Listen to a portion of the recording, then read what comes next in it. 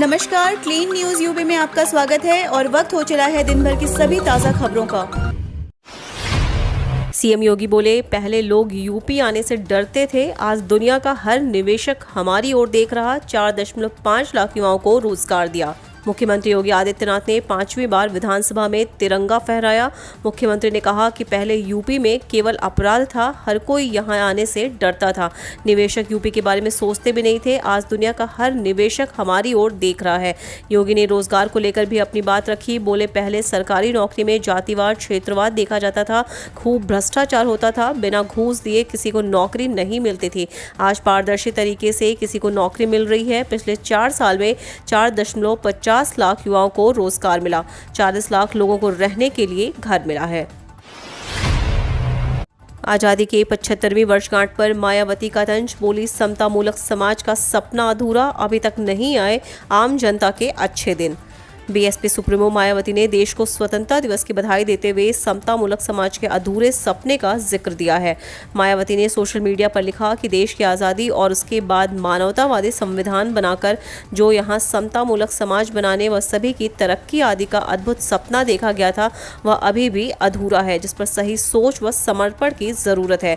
मायावती ने केंद्र और राज्य सरकारों पर सवाल उठाते हुए जनता के दुख दर्द को समझते हुए उनके समस्याओं पर काम करने की जरूरत पर बल दिया है। मायावती ने कहा कि देश के लोगों के जीवन में सुख, शांति, शिक्षा, समृद्धि, रोजगार व न्याय युक्त जीवन आदि संविधान के मूल हैं, जिसके प्रति केंद्र व राज्य सरकारों को भी जनता के दुख दर्द को समझकर उन्हें दूर करने हेतु इधर उधर की बातें न करके उन पर पूरी ईमानदारी व निष्ठा से काम करना जरूरी है। आज देश 75 साल का हो गया है, लेकिन देश की जनता को जो अच्छे दिन का सपना दिखाया गया था, वो अभी तक पूरा नहीं हुआ है। स्वतंत्रता दिवस पर अखिलेश बोले, गंगा जमुनी तहजीब को बिगाड़ने की हो रही कोशिश। सपा के पूर्व प्रमुख मुलायम सिंह यादव ने ध्वजारोहण कर जनता को बधाई दी। वहीं सपा मुखिया अखिलेश यादव ने कहा कि भारत की पहचान को खत्म करने की कोशिश हो रही है। कुछ लोग पुरानी बातों में उलझना चाहते हैं। लोगों को कोरोना काल में बेहाल छोड़ दिया गया। यह लोग 7 साल से उलझा रहे हैं। ये लोग सीमाओं पर मजबूती नहीं दिखा पा रहे हैं। जनता से जुड़ा हुआ कोई वायदा पूरा नहीं किया। हम जातीय जनगणना चाहते हैं, आबादी के हिसाब से हिस्सेदारी मिले।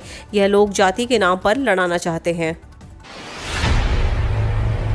अखिलेश बैग के सहारे घर घर पहुंचने की तैयारी। सपा नेता ने खोजा प्रचार का अनोखा तरीका। अब अखिलेश यादव की फोटो और योजनाएं पहुंचेंगी घर घर, साथ में मिलेगा राशन। उत्तर प्रदेश में अनौपचारिक रूप से 2022 के विधानसभा चुनाव का ऐलान हो चुका है। राजनीतिक दल नए नए तरीके से प्रचार का तरीका निकाल रहे हैं। हाल ही में सरकार ने प्रधानमंत्री गरीब कल्याण अन्न योजना के तहत निःशुल्क राशन वितरण का कार्यक्रम शुरू किया है, जिसमें सरकार 5 किलोग्राम राशन दे रही है। इसकी खास बात यह है कि जिस बैग में यह राशन दिया जा रहा है, उस पर पीएम मोदी की फोटो भी छपी हुई है, जिसकी सोशल मीडिया पर खूब चर्चा हो रही है। इसी तर्ज पर लखनऊ के उत्तरी विधानसभा से चुनाव लड़ने की तैयारी कर रहे सपा नेता व लोहिया वाहिनी के पूर्व प्रदेश उपाध्यक्ष चांद सिद्दीकी ने प्रचार का अनोखा तरीका ढूंढ लिया है।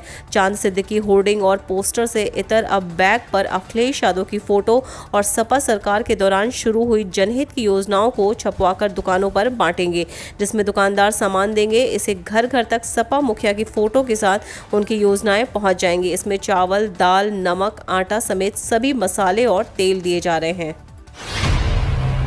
पीएम मोदी ने किया ऐलान, सबको मिलेगी नौकरी। प्रधानमंत्री नरेंद्र मोदी ने 75वें स्वतंत्रता दिवस के मौके पर देशवासियों को सौगात दिया है। पीएम मोदी ने प्रधानमंत्री गति शक्ति नेशनल प्लान योजना का ऐलान किया है। पीएम मोदी ने इसकी घोषणा लाल किले से अपने भाषण में किया है। इस योजना के तहत केंद्र सरकार 100 लाख करोड़ रुपए खर्च करेगी। इस योजना के तहत युवाओं को रोजगार के साथ ही देश के इंफ्रास्ट्रक्चर का विकास भी किया जाएगा। मंत्री सिद्धार्थनाथ सिंह ने ओवैसी को दी नसीहत। कहा, अपने स्वार्थ के लिए सांप्रदायिकता की भूमि ना बनाएं। जैसे जैसे उत्तर प्रदेश में विधानसभा चुनाव नजदीक आ रहे हैं, वैसे वैसे पार्टियों और नेताओं में जुबानी जंग तेज होती जा रही है। इसी कड़ी में ऑल इंडिया मजलिस-ए-इत्तेहादुल मुस्लिमीन प्रमुख और सांसद असदुद्दीन ओवैसी 17 अगस्त से यूपी में 2022 को लेकर चुनावी आगाज करने जा रहे हैं। ओवैसी प्रयागराज से अपने चुनाव अभियान की शुरुआत भी करेंगे। असदुद्दीन ओवैसी की यूपी में एंट्री को लेकर योगी सरकार के प्रवक्ता को कैबिनेट मंत्री सिद्धार्थनाथ सिंह ने सधी हुई प्रतिक्रिया दी है। उन्होंने कहा कि यह लोकतंत्र है, कोई भी आए, कहीं से भी शुरुआत करे, उसकी पूरी इजाज़त है।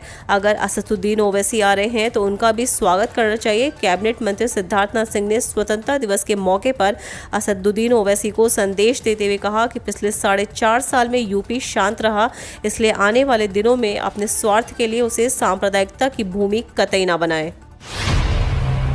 सीबीएसई इम्प्रूवमेंट एग्जाम 2021 10वीं और 12वीं की कंपार्टमेंट और इम्प्रूवमेंट परीक्षा के लिए आज खत्म होगी रजिस्ट्रेशन प्रोसेस। 25 अगस्त से शुरू होंगे exams. Central board of secondary education के ऑप्शनल एग्जाम के लिए ऑनलाइन रजिस्ट्रेशन आज यानी 15 अगस्त को खत्म हो जाएगी। ऐसे में 10वीं और 12वीं के जिन स्टूडेंट्स ने अभी तक परीक्षा के लिए आवेदन नहीं किया है, वे आवेदन प्रक्रिया पूरी होने से पहले ऑफिशियल वेबसाइट cbse.gov.in के जरिए अप्लाई कर सकते हैं। बोर्ड की 10वीं 12वीं की ऑफलाइन परीक्षाएं 25 अगस्त से शुरू होंगी। मानसून पर लगा ब्रेक। वाराणसी में तापमान में 6 डिग्री सेल्सियस तक उछाल। उमस भरी गर्मी से काशी बेहाल, बारिश की संभावना हुई कम। बीते कई दिनों की बारिश और ठंडी हवाओं का दौर खत्म होते ही वाराणसी में फिर से उमस और गर्मी से लोगों के पसीने छूटने लगे। एक ही दिन में तापमान 6 डिग्री सेल्सियस से भी ऊपर आ गया और हवाएं स्थिर हो चुकी हैं।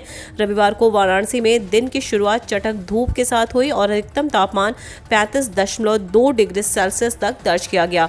मौसम विशेषज्ञों का मानना है कि यह स्थिति मानसून ब्रेक की है। अब आगामी दिनों में बनारस में बारिश की संभावनाएं बेहद कम है। सोमवार के बाद कहीं कहीं छिटपुट बादल घेरेंगे और वहीं हल्की बारिश करा सकते हैं।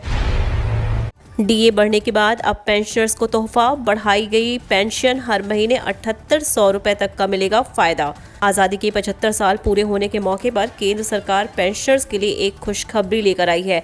अगर आप भी केंद्र सरकार की ओर से पेंशन के लाभार्थी हैं तो ये खबर आपके लिए है। केंद्रीय कर्मचारियों को महंगाई भत्ता देने के बाद अब गृह मंत्रालय ने सरकारी सेवा से लगे पेंशनर्स की महंगाई राहत बढ़ाने का ऐलान किया है। बता दें कि कोरोना वायरस महामारी की वजह से पेंशनर को दी जाने वाली महंगाई राहत में बढ़ोतरी पर रोक लगाई गई थी। मौजूदा समय में पेंशनर्स को 15% महंगाई राहत दिया जाता है। भारत सरकार में डायरेक्टर मीनू बत्रा के आदेश के मुताबिक सेंट्रल फ्रीडम फाइटर्स पेंशनर्स, उनकी आश्रित या उनकी बेटियों की महंगाई राहत को 15% से बढ़ाकर 26% करने का फैसला लिया गया है। पीएनबी दे रहा 50,000 से 10 लाख रुपए का लोन, जाने कैसे और कौन ले सकता है फायदा। पंजाब नेशनल बैंक ग्राहकों को कई खास तरह की सुविधाएं देता है। अगर आपको भी पैसों की ज़रूरत है या फिर आप कोई अपना बिजनेस शुरू करने का प्लान बना रहे हैं तो बैंक आपको पूरे 10 लाख रुपए तक की मदद करेगा। पीएनबी ने ट्वीट करके इसके बारे में जानकारी दी है। इस प्लान के तहत बैंक 50,000 रुपए से लेकर ग्राहकों को 10 लाख रुपए तक का लोन देती है। इस योजना का प्रधानमंत्री मुद्रा योजना है। आइए आपको बताते हैं कि आपको कैसे इसका फ़ायदा मिल सकता है। छोटा कारोबार शुरू करना है या फिर अपने पुराने काम को बढ़ाने के लिए सरकार ने 10 लाख रुपए तक के लोन की कई योजनाएं शुरू की हैं।